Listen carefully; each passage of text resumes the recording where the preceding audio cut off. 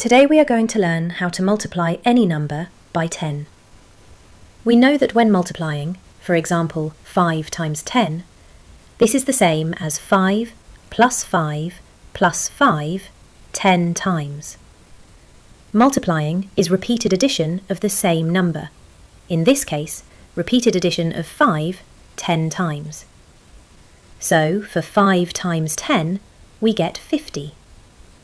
So when you multiply a number by 10, every digit in that number moves one place to the left. This means the ones digit moves to the tens column, the tens digit moves to the hundreds column, and so on.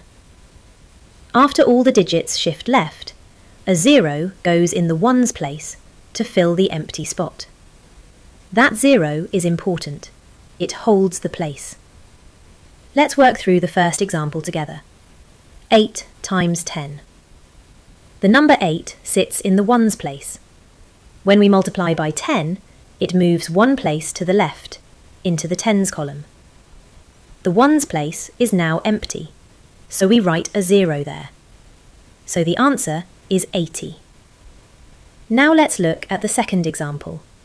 46 times 10. This number has two digits. The 4 in the tens place moves to the hundreds column. The 6 in the ones place moves to the tens column. We place a 0 in the ones column since it is now empty. So the answer is 460. 46 times 10 is the same as 46 plus 46 plus 46 10 times, which we know is equal to 460. Now for the third example.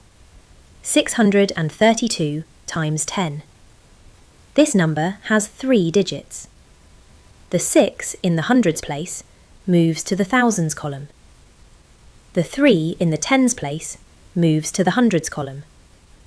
The 2 in the ones place moves to the tens column. All the digits move one place to the left, and the ones gets replaced by a 0.